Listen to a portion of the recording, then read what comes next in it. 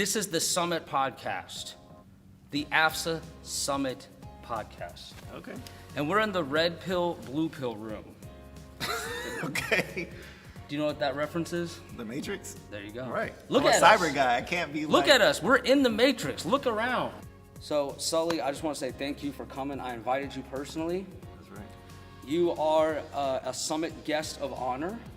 You are an influencer that I invited, and that's what this is, the influencer circle, where every year we try to get more Airmen and Guardians who are in the social media space with a positive message, and we're trying to get them here, and we're trying to really build that because we've seen a lot of amazing things come out of that community, and so that's why I invited you here. So thank you for making the trek over here. How is it so far for you?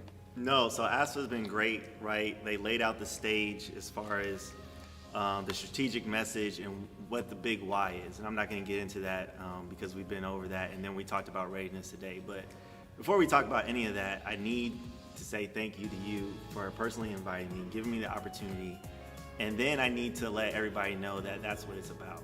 It's about the interpersonal relationships. It's about literally sitting shoulder to shoulder, right? It's about pouring into each other's cups.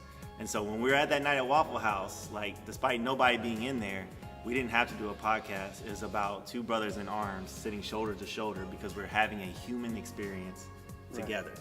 Right. And so we were vulnerable with each other. We shared our personal lives, but that's what makes this connection, and that's what makes our force go, right? It's not the black and white all the time. It's the people behind the uniform. And so we got to get out of uniform and share our heart to heart. So Absolutely. We learn from each other, and that's where the magic's at.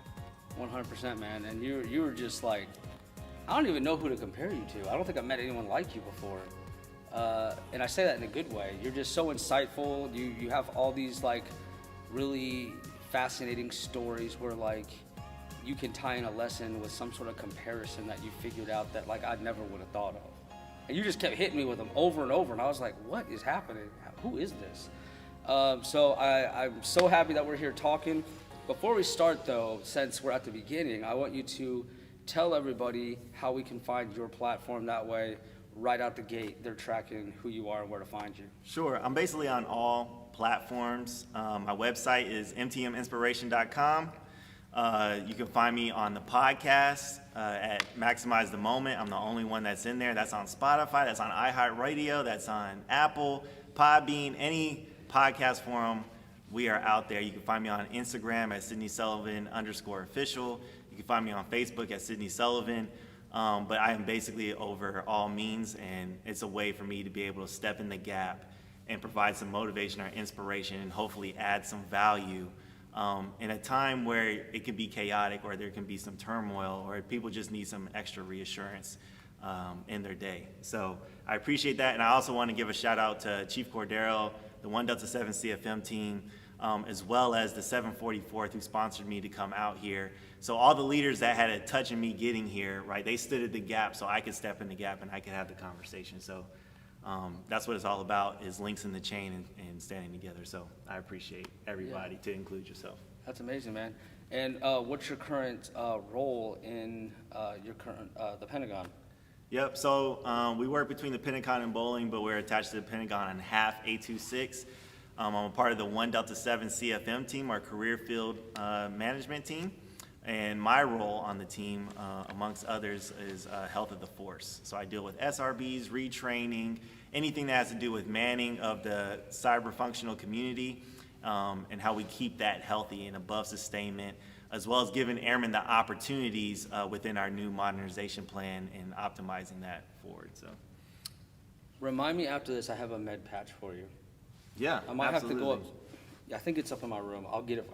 I did remember that one, which is actually harder to get. I forgot the unit one, but I can always get you that. But the med one is a little harder to get my hands on, but I do have an extra one that I found, and I do have that for you. Yeah, and I have the half A26 patch ready for you. So we Holy can shit, which one is that? Is you that know this? what? I'm gonna just give it to you right now. Whoa, what? Well, I'll wait till the end because I'm not gonna rip it off right now. But I'll wait till the end. I just go. You just don't know. get You just don't know how they're energized. gonna I'm ready feel to about go. that. Yeah. Yeah. But no, I'm looking at it now. There's a sword. There's a key on there. A lightning bolt. Stars. That's a fascinating patch. It says Deputy Chief of Staff. It looks boss. Yep. You know what I mean? And then you got just the U.S. Air Force, which means, you know, you're real high up there somewhere. Every time I see that, I know it's like D.C., Pentagon, you know what I mean? So you got some cool patches, and I have a med patch for you. And we all wear that now because we have this extra layer of training as medics now. So we have to earn that patch. Okay. And it's a really cool experience to get it. It was actually one of the, you know, in medical, like, oh, you guys are a little bit soft, like you can't really handle field conditions, you know, they're kind of that reputation. But I gotta say, with this training and where it's going, that is not the case anymore. Like, they're shooting us with paintball guns, they're chasing us all around, we gotta learn how to shoot back, you know, put tourniquets on and get patients to helicopters, all while being shot at, like, for real. And the instructors were absolutely brutal. Like, they were not trying to be nice. So the medics with the soft reputation, that's squash. That is not how we roll anymore. Well, so I've never had that perception. Well, I was All on the flight medics that I line. knew, right, like they were out in the field, they were doing air evac, they were doing things, and the medics and doctors that I worked with, in my opinion, is not a skill set that I have. So, like, and it's life-saving skills. And so I never had that perception. I always saw that as a unique skill set. And I also think that as far as EMTs, I don't think they get paid enough to do what they do. You're saving a human's life. You are mission essential. We had a pandemic. Who did they call on? They didn't call on LeBron James. They called on the medics, and the medics were losing their lives next to people who were losing their lives. And so I've never had that perception, but whatever we need to do to get ready warfighters, you guys are always there in the gap. So if somebody has missed that, then they were misinformed. So I take great confidence in our medic community. So the reason I know a little bit about that perception is because I was, like I told you before, I was prior maintenance. Okay. And they, you know, from where I was sitting, we didn't know what they were doing. Sure. We just made an assumption, and then that was it. And that was reality. You just knew when you had to get your flu shot. In a hearing test. You knew, right. And now I give the hearing test, because I'm public health. What's up? Shout out to public health. Okay, so let's talk about our topic today. Can I borrow that for just a second? I'll give it back. No worries. All right, so we have two main topics that we're going to hit today, and they're pretty broad. So the first one is just back to basics, which I heard that a lot, like when I first joined, then I stopped hearing about it, and now I'm starting to hear about it again. Right? There was a time where like we would always hear back to basics, Sure. and then that just disappeared, and now it's back. So, you know, I'm interested to hear what you have to say about that. The second main topic is adversity.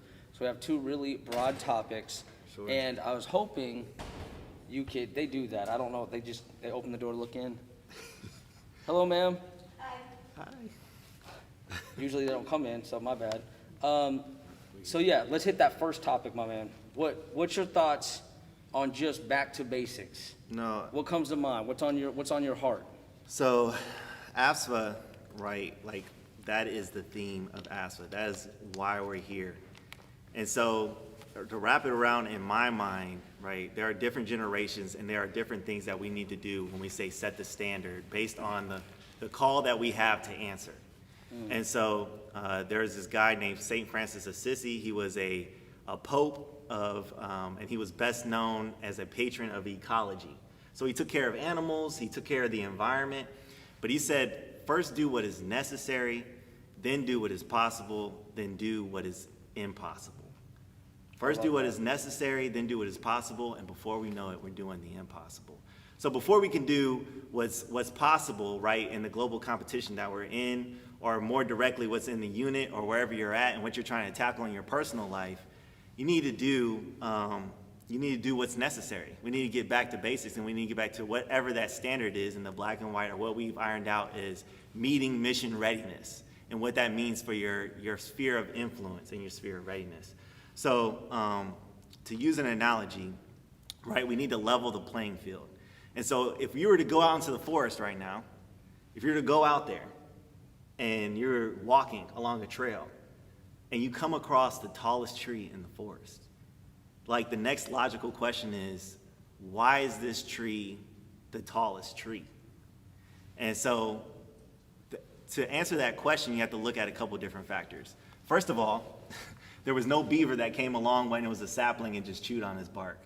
Correct. The next thing, when that seed was thrown on the ground, it had the fertile soil to develop deep root systems and allow its root to just grow out deep so that it could grow tall. No lumberjack came by and just chopped on the tree when it was an adolescent, and there was no bigger tree that put its branch over that covered its shade. Right? And there are times that we are placed in environments and we're like, I can't grow here, right? Everybody's like, grow where it's most fertilized, and I agree with that. But like, we don't feel like that always in our environments. Sometimes we feel like our peers come along and they're like gnawing at our branch where they're that beaver. Or sometimes we run into the bee in the action orders of bureaucracy and somebody puts some shade over our light and we feel like we're impeached from growing forward. I feel like people can relate to that. So what we have to do is we have to set a foundation to grow tall trees. We have to set the environment so that they can have the ecosystem that allow them to grow tall. And then, so for right now, we have all these all-stars out here, right? Like you're an all-star, I'm out here, and sometimes it's just a victim of circumstance. We just happen to be at the right place at the right time. And just like that first tree, and they just happen to grow tall. But no, we gotta have an ecosystem of tall trees. We just can't have a tall tree here, a tall tree there, and a tall tree over there. No, we need to foster an ecosystem together, right back to that mission readiness and standards. We need to do what's necessary and level out the playing field so that we are the most dominant air superior forest on the planet. So we gotta have tall trees. We need the whole forest. We need the whole forest. Yeah, we can't have that, just that one. We can't have that one. Yeah, and I love that, like, you know, the shade, that's, you know, people put that shade over you, and then you kind of alluded to, like, moving, you know, helping to create tall trees, like clearing that path for them, letting that sunlight hit them, letting them grow. There's so many different analogies you could, like, spin on that, you know what I mean? That's right. So I absolutely love that, and, you know, it really restores my faith to be back here at the summit and meeting y'all. Yes. You know, this is where you see a lot of those trees. That's right. You know what I mean? You get motivated just walking down the hallway. Right. It's like you just walked in. What's that place in California? The redwoods? Is that what they're called? Yeah, the redwood trees. Yep. Yeah. And there's actually out there, after some research, they're called like Hyperion trees, I believe is the terminology, and they've been around for like hundreds of years. Just tall trees, and I've been there. Have you been to the redwood? Mm-mm. They're just like phenomenal, just like touching the sky. That's basically AFSA right now.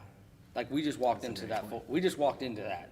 Right, and you feel that. And you feel that, and you know we need to find a way to like bring that back to our units. I mean, ultimately, that's the point, right? The point is we do take that back, and we do find a way to make it better. Yeah. So I love your analogy with that, man. So the next step to that is, right, I talked about the ecosystem, like tall trees. So like we met the standard, we did what's necessary, what is possible. And so to cage that, right, there's a guy named Dr. Gosner, and he went out to the Bavarian forest out there in Germany, the Bavarian National Forest, and he went out there and he picked the oldest tree in the forest. He picked the oldest tree. And what he did was he got permission. So I don't want all the ecologists, the people who care about like don't throw spears at me. He got the permission. This is his story, not mine. And he sprayed the tree with a bunch of chemicals. What? Yeah. He sprayed the tree with a bunch of chemicals. Okay. And what happened was that he actually not only killed the tree, but it killed 257 species. And then it killed about 2,000 and some odd like insects and different organisms that were on that tree. Wow. Right? And so the message there is that everyone is their own ecosystem. You have people that are attached to you. You have human beings that you are responsible for. Not only at work as a medic, right? You are a supervisor. There's people you supervise in public health, and there's care feeding and stuff you take care of. 360 leadership, we take care of our leaders. You're here at AFSA, you're taking pictures on behalf of SimSAF. You're taking care of your family, right? You got kids. There's people that depend on you. You are an ecosystem.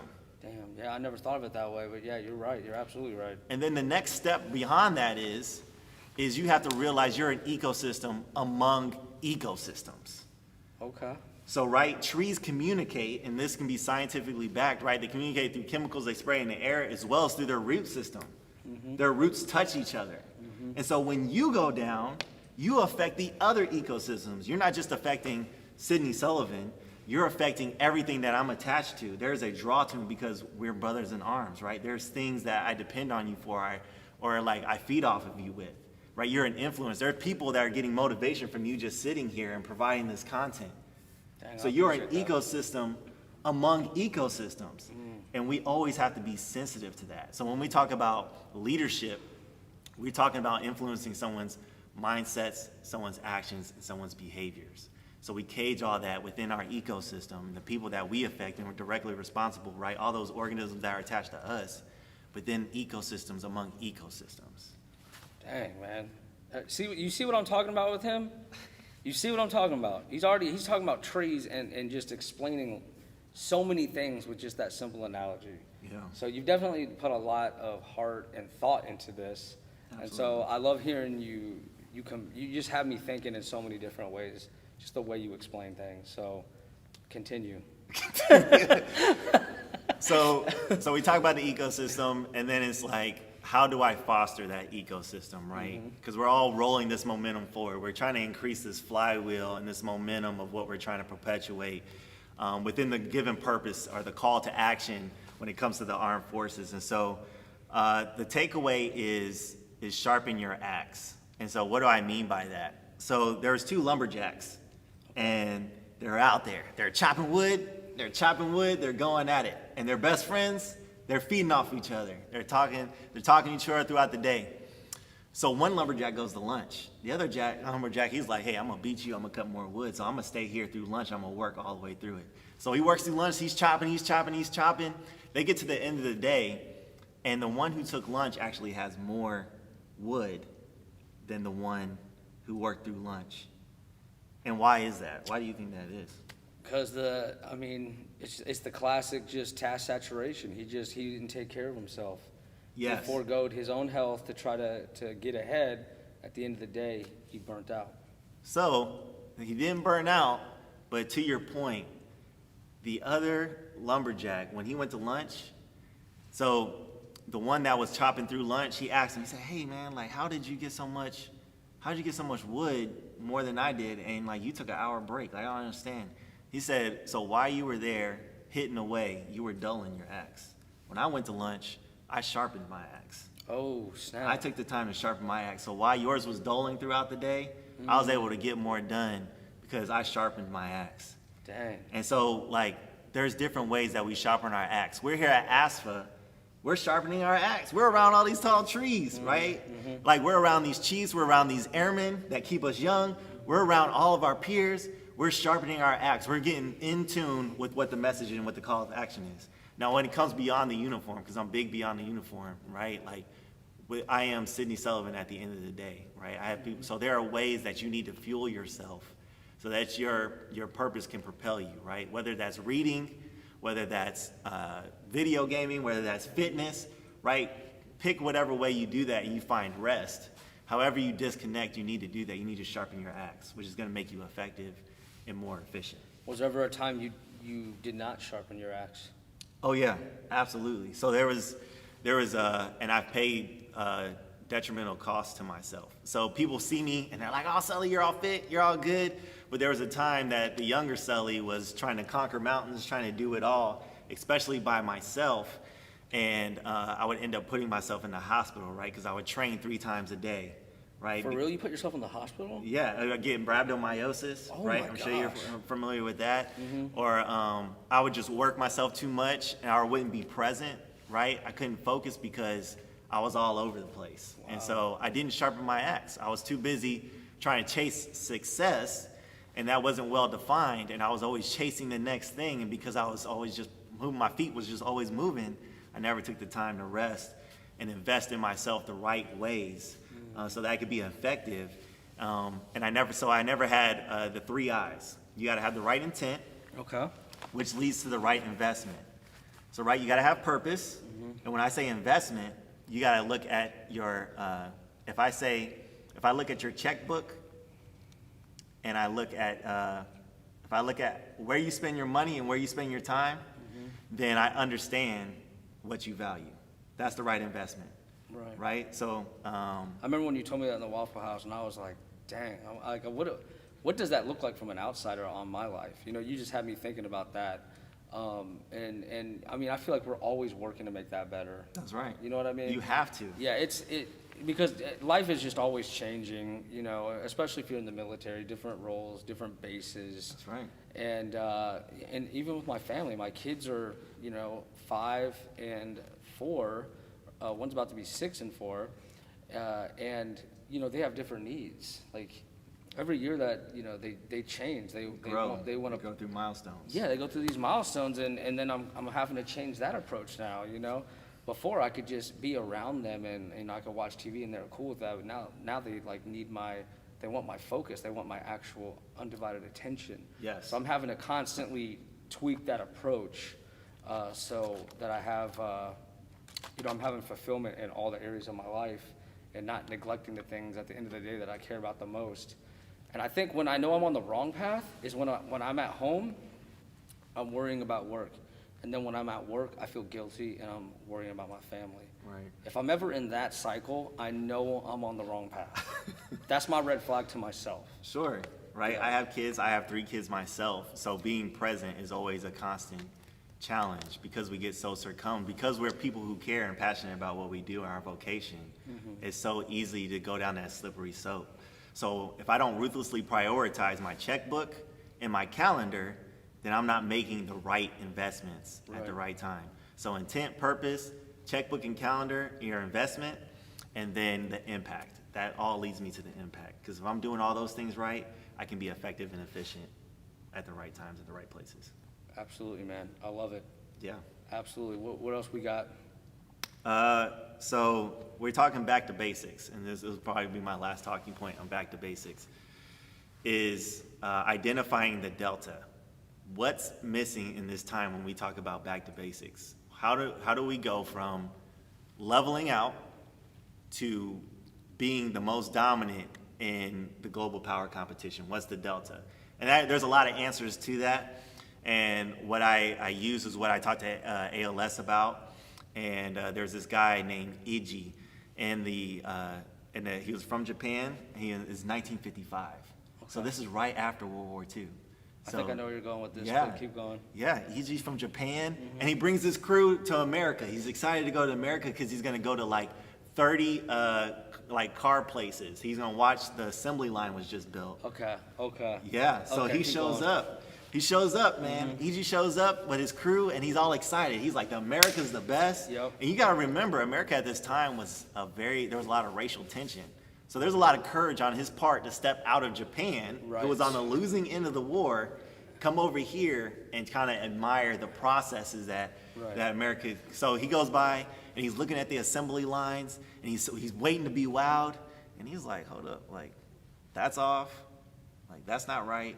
We could do better here, whatever. And so he takes that back to Japan, and 50 years later, right, Toyota is worth, I don't know, fits somewhere like $50 billion or something crazy like that. And they're killing it to this day. And they're killing it to this day. Yeah. And the term that they used was Kaizen. It's a mentality of always getting better, of constant process improvement, not just for its sake, but like I'm always excelling. I'm always looking to be better. And it's an industry term, but it's so powerful, right? Because like, what is that delta for us? What does it mean to be constantly better? And how do we measure those things?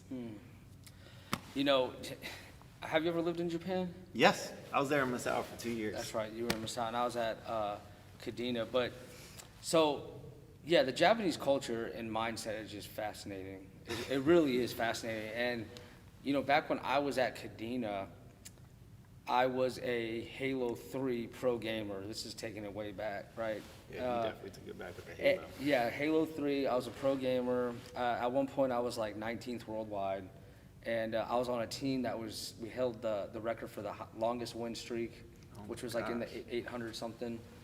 We were just absolutely How are you crushing. not sponsored right now? Well, at that time, that wasn't really a thing. Like, you had to be like, I think out of all the teams in the world, maybe like 5 were sponsored. You know what I mean? And I definitely wasn't a top 5 team. Like, that was next level, even for my standards. But anyways, we played against the best Japanese team, right? And that was super rare because they don't like Xbox. They like PlayStation and Nintendo. They don't really like Xbox. So I was very curious on this tournament, right? Like, playing these apparently Japanese pros, and there's only like a few teams of them in the whole country. I mean, it's super rare. And their whole style was so different, so unpredictable, that they completely annihilated us. They were, yeah. And I mean, that just blew me away. You know, like how I was so used to certain setups and patterns. Sure. And then when I played this different culture with a different way to look at life, I just could not figure out the pattern, could not figure them out. So I just find them to be super fascinating, with just the way they look at life, the assembly line. There's a lot we can learn from these other cultures. How is that experience coalesced with how you attack things now? I think anytime we're always trying to control the outcomes of life and try to guess that pattern. So I guess at the end of the day, it just showed me you really can't guess the pattern. You can take care of yourself and be as on your A game as humanly possible, but just understand that it's not gonna always be what you expect. Yeah. And you have to be okay with that. You know what I mean? And you have to learn from that. But there's just certain things that just aren't in our control. Yeah. And it also just humbled me. That experience really humbled me, because I was like, I did not expect that. If anything, it made me say, okay, I'm gonna stay in the Air Force. Like this, I'm not pursuing. But you probably still play video games to this day. I do. Yep, I do with my kids. You're probably still passionate about video games on a certain level, right? Yeah, it taught me. If anything, it taught me about teamwork, communication. Really, that. It's all about communication in those types of settings. And you're on the hunt, right? You're hunting, and you're calling out certain spots with certain people and where they're at and what weapon they got. You're timing the weapons, so you're constantly checking the clock, counting the timer, setting up for when that weapon drops. There's so many lessons. I swear to you, it sounds goofy, and I think this is why Air Force gaming and Space Force gaming is a thing. And that's because not only does it build a community of friendships, but Sure. There's so many life lessons in those games. Right. It's unbelievable. I actually don't knock it, because games can teach us various things, and they can be simulations for how we employ our forces. And I think you're setting us up for that next topic of adversity, right? And I wanted to open up the topic with enthusiasm is common, endurance is rare. Enthusiasm is common, endurance is rare. Right? We can be enthusiastic about playing video games. You can be enthusiastic about playing Japan. I think in the Air Force we call them idea fairies. I may be guilty of that sometimes. That's what you're talking about. You're talking about it's so easy to just be hyped about something and then do nothing with it. That's right. Right? That's so easy, and we see it all the time. But I'll tell you what that quote reminds me of the most, and that's podcasting. Tell me. Yeah. And I read a statistic. I think it's like 9 out of 10 podcasts don't survive. I mean, and that's true, because even when I got my annual Spotify report, it's like you're in the top 1 percentile of continuing to release an episode every other week and sticking to that for the whole year. Yeah. That put me in like the top 1 percentile. But it was your discipline. Right. Which has gotten you to the destination.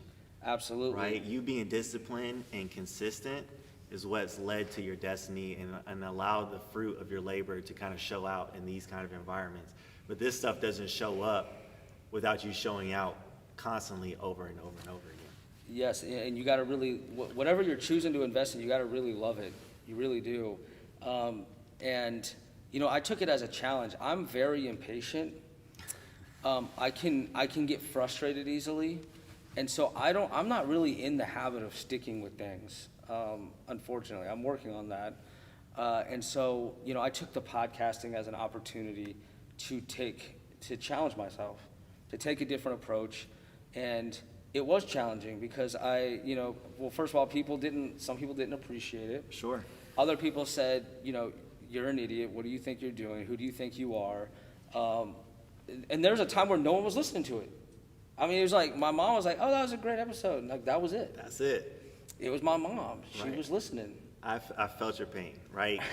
Like starting a nonprofit and then trying to find your audience, understand who your audience is, and trying to make a content that's value added, right? Mm-hmm. Something that's going to resonate. And like you say, you're starting out and you're trying to get your feet turned, you're trying to get the traction going.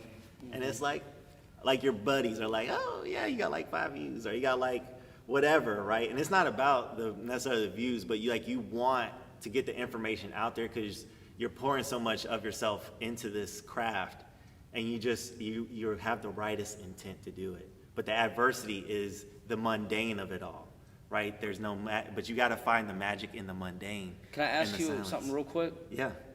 What would you rather prefer with your podcast? 0 downloads or 100, but they all were criticizing it? What would I prefer? What would you prefer? When you say 0 downloads, you mean just like no one's listening to it? Nobody's listening to it? Or everyone's listening to it, but they're criticizing it? I would take the criticism. Exactly. Because I can learn from the feedback, right. Or I'm striking a chord, right. which is hitting something with you. But my point is that no one's listening does sting sometimes. It does. You know what I mean? That's where you got to really hang in there and be consistent and just have faith that, it will turn around at some point. Faith, trust, but like something that a mentor told me, and like people have heard me say this, you got to be deep in your values. You got to be principle driven. Their principles got to guide your practices. So I believe in this thing for these reasons, which guide the practices, which are the activities. So yes, 0 people can watch my stuff, but or maybe 1 person, but I'm affecting 1 person. You are still a human being. So you got to be very principle driven. You have a big why behind this. I have the why behind why I do and my faith and stuff, but you just have to be principle driven. That drives your practices. And so that's where it's a hard thing to shoulder, and it's a responsibility, but the more that you're dedicated to that, the easier it gets. Absolutely. I think a lot of the hobbies or anything we're trying to get good at, just like the quote was saying, the true skill can sometimes just be the person who can hang in there the longest. That's right. You know what I mean? Yeah. That could be what it comes down to. Who's willing to fight the longest? Exactly. My dad always said the winner is who wants it the most. That's right. Control the controllables. Right. And I've always lived by that. But you also got to understand, there's some things you just don't care about that much. You know what I mean? Sure. And we're all competitive, but sometimes you just got to understand that that's not you. That's the time to let it go. That's not you. Other people are going to shine in that area, and that's just not you. That's and right. You got to be okay with that. Yeah, that takes self-awareness, and self-awareness is what I call curative. And I don't know if we talked about it, but curation, in terms of putting things in order, and curation in terms of healing. So when I'm curative, when I'm self-aware, right, then I understand who I am, why I'm doing the things I can. And so when something has to leave my life, it's not a heartbreaker because I know who I am and why I'm here, right? And then that can also, that can put my time in order, that can put my household in order, that can put the reason why I do things in order, but it also can cure the pain points of in terms of emotional, and I don't need to hang on to this thing. Right? I don't need to invest myself in this thing anymore, and that can be an emotional release. So we talk about adversity a little bit, and some people know that I spent some years in the Air Force, not for the Air Force team, but I spent some years boxing. And when we go through adverse times, one thing I like to use is bite down. So boxers go into the dental office and you get your mouthpiece fixed and stuff like that, so that you can have something when you go in the ring that, oh, my teeth don't get knocked out. So just like Mike Tyson says, everybody has a plan till you get punched in the face. And life's gonna punch us in the face. There's gonna be some things operationally that punch you in the face. You're gonna be a supervisor, and there's gonna be some personnel issues that punch you in the face.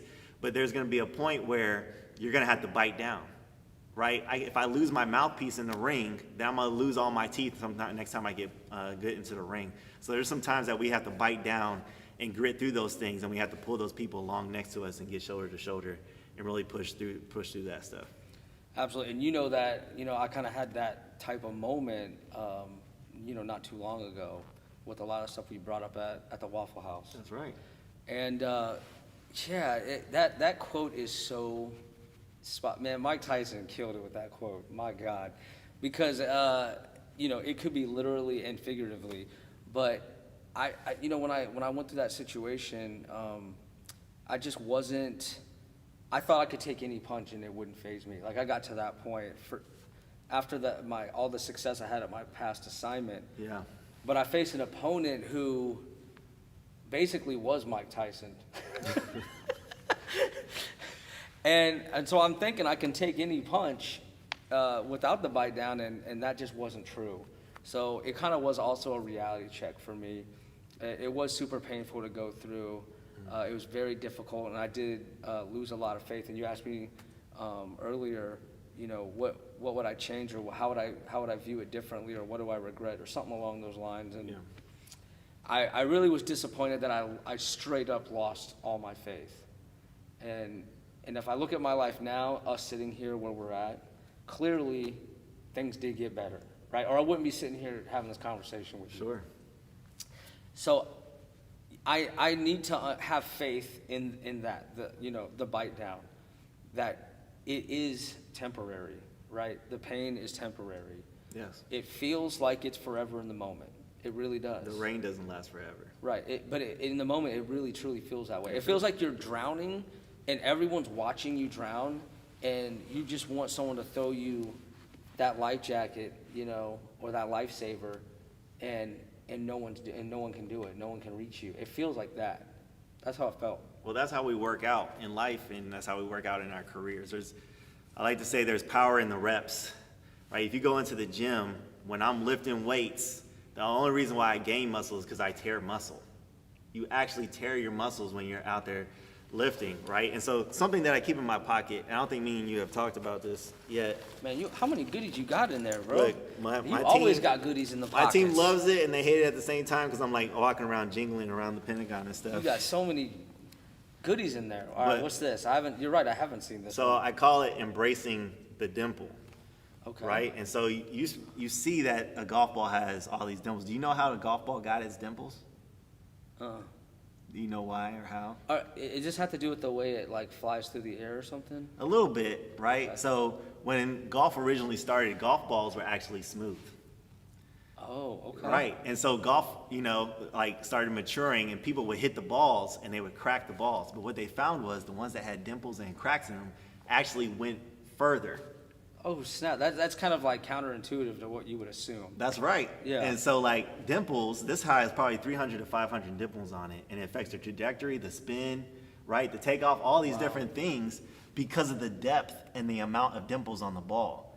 Now, why did I say that? Is because for everything that you just said, we go through these tough times in our careers and we feel like they're the setbacks, and they may be in a certain lens, but they're really preparing us for that next level that we're maturing to. The rain, we're either going into a storm or coming out of a storm, right? We're always in these seasons, in and out. We're not in these cycles, we're in seasons that we always trickle in and out. And the way we mature is just like this golf ball that's going through sand traps, that's going into those ponds, that's going through the rough, that's going through the nice times on the green, right? The hole in one. That's right. We have to embrace the dimples because that's what's going to make us better. That's what's giving us the armor as we're sitting here, two senior NCOs, sitting having a shoulder-to-shoulder conversation because we have been through some things in our career. So we need to, we need to embrace the dimples. We need to embrace the adversity that comes in our lives because it's preparing us for the next stages. And it allows us to go even farther. And it allows us to go farther. That's awesome. And man, that is so fascinating because if I'm looking at these dimples, and it's almost like you've taken pieces out of it, and you would assume that would hurt the structure, that it would make it weaker. That's right. But it in fact makes it stronger. It makes it stronger. That's and it makes wild. it go farther. And it makes it go farther. And that's how we go farther. We embrace those dimples. You keep that.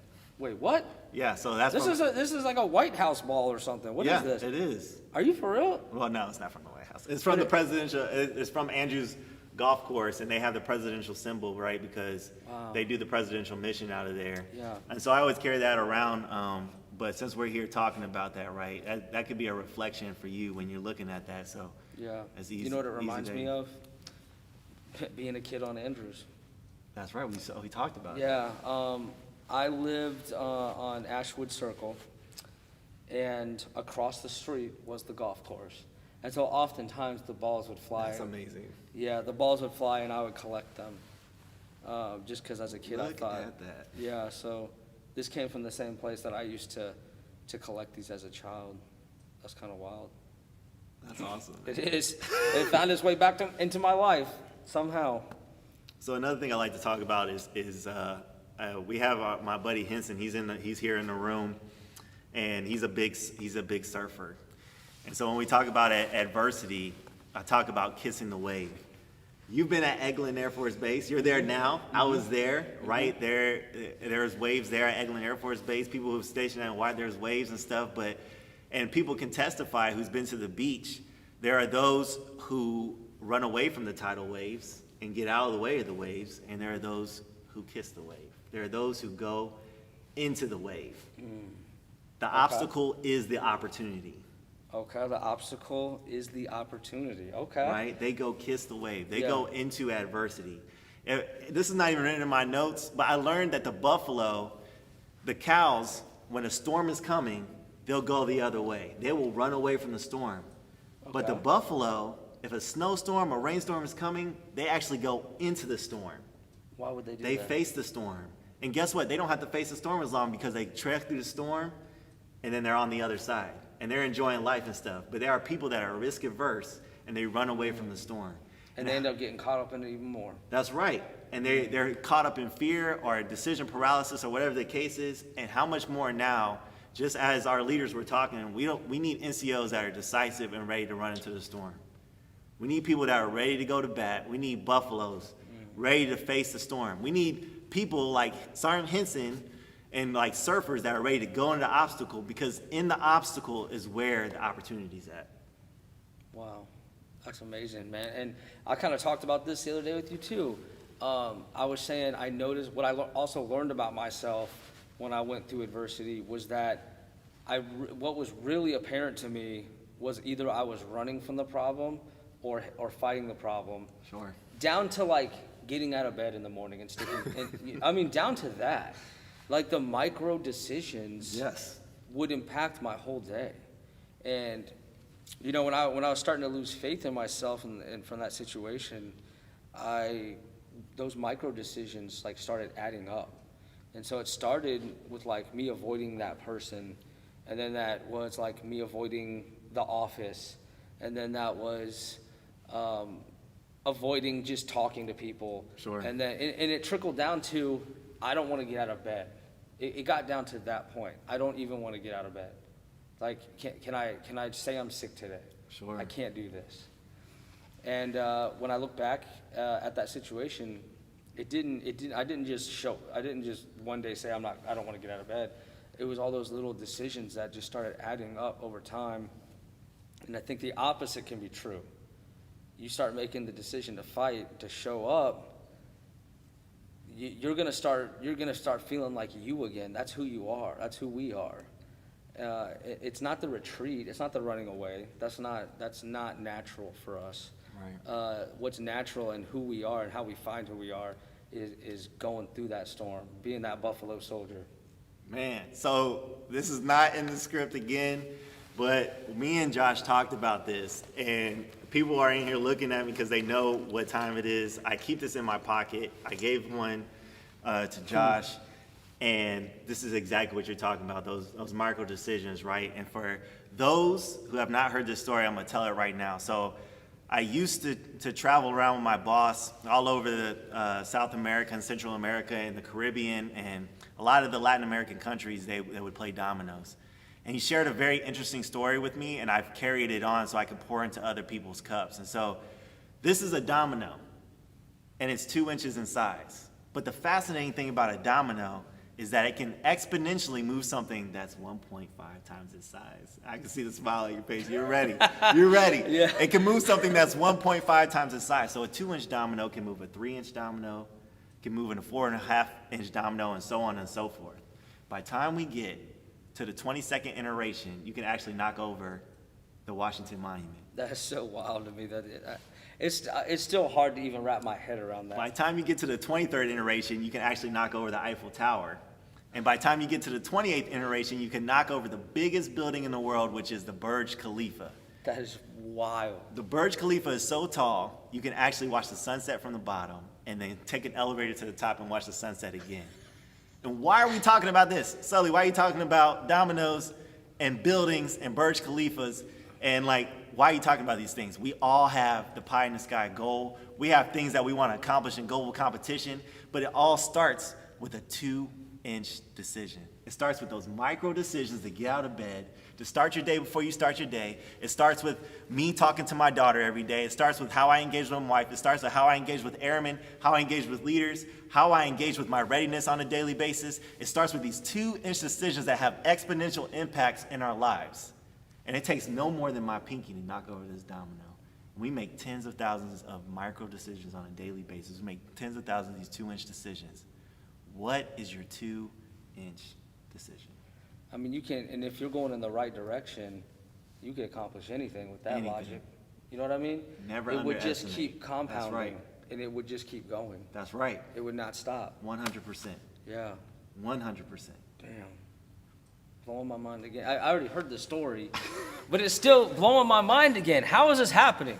And I still have that down. It's at my desk. So everywhere I go, and Sergeant White knows this, I carry it in my pocket everywhere I go, and it's a reminder when it's jingling in my pocket. When I give these dominoes out, it's just a reminder.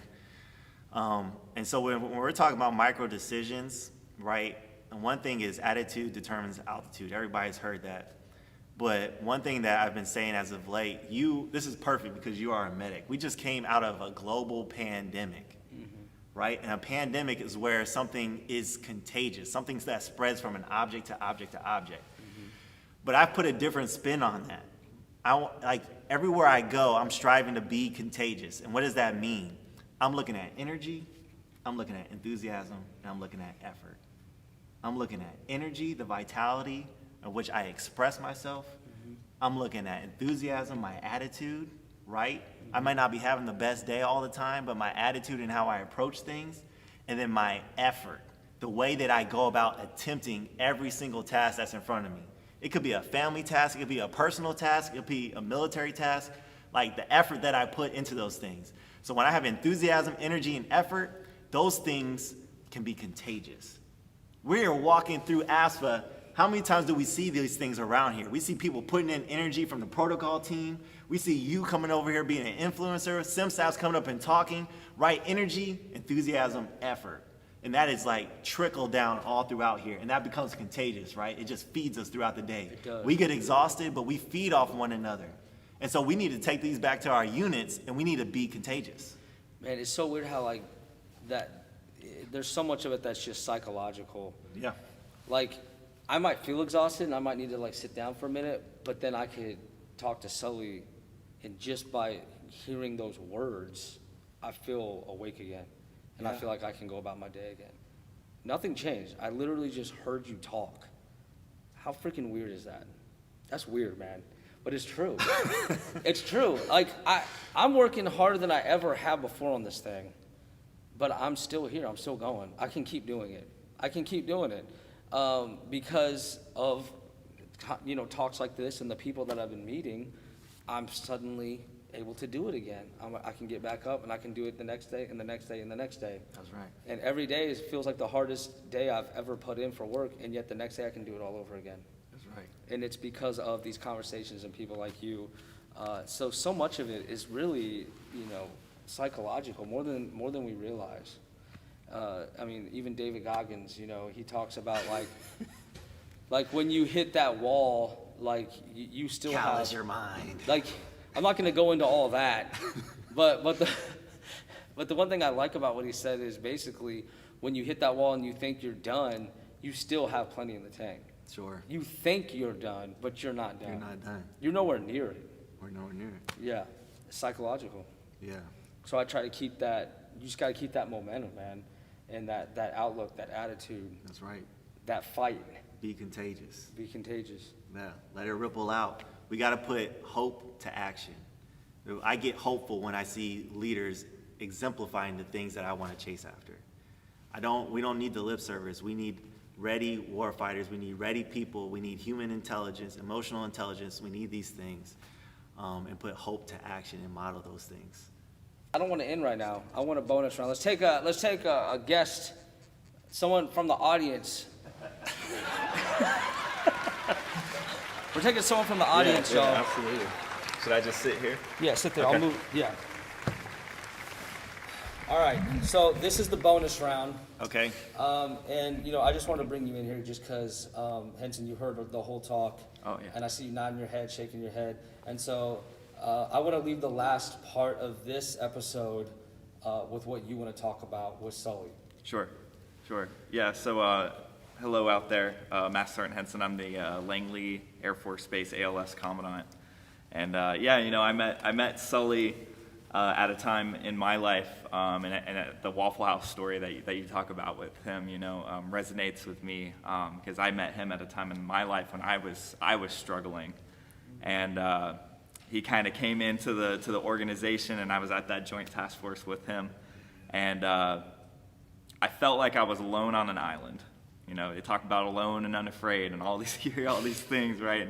And I felt that I didn't have a peer with me, you know. And then Sully came in, and yeah, you know, the way that he can influence someone, and the way that you speak, and the energy that you bring when you think you don't have something left, you can just have a conversation with him, and you can have and it can be anybody, right, that can bring that to you, and they can get you through a lot. And you know, for example, I hated running my entire life.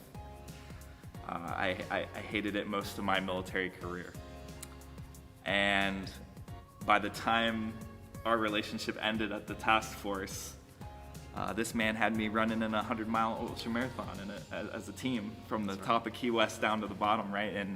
And to something like that has carried on to my life to this day, where I've developed a love for running and a love for minimalist running and things like that. And yeah, you know, I carry my domino with me that Sully gave me. I actually put it on my desk. I don't always have it in my pocket. I don't need stuff jingling around the schoolhouse. The students start wondering things about me. So I do keep it on my desk, and I actually give a version of the 2-inch decision brief to my ALS students because I find it vitally important, especially now in our Air Force. So, All right, hey, thank you. My man. Thank you. the man. Yeah. Appreciate you. For joining us. We took someone from the audience. We got this whole crowd out here. We just took a random person. You just happen to know who you are. That's actually amazing. But hey, we're here at the AFSA Summit. We're here where so many amazing talks are happening. So many lives are changing. And so I definitely implore you next August to sign up to get out here, just like Sully did. To come have awesome, meaningful conversations. So, hey, man, I want to thank you. No, thank you. Thank you so much, man. You know, you're a brother for life, obviously. That's right. Anything you ever need, you just let me know and I'm there. Let's get it. Let's get it.